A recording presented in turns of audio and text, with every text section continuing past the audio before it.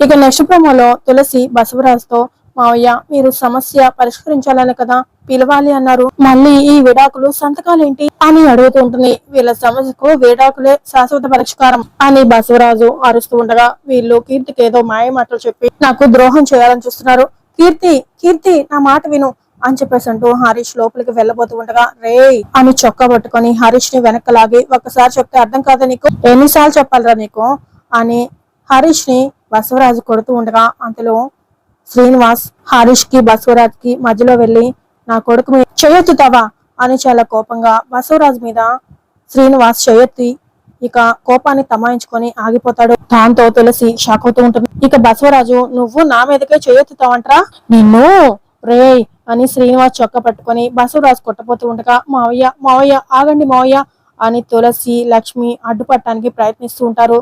కానీ బసవరాజు వాళ్ళని కూడా తోసే శ్రీనివాస్ చెంప మీద లాగిపెట్టి ఒకటి కొట్టగానే శ్రీనివాస్ కింద పడిపోతాడు. తులసి లక్ష్మి మావయ్య ఆగండి ఆగండి అని ఆపడానికి ప్రయత్నిస్తూ ఉంటారు.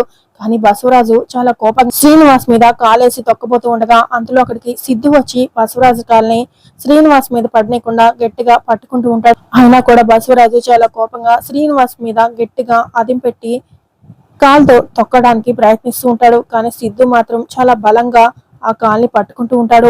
తులసి మాత్రం షాక్ అవుతూ ఉంటుంది.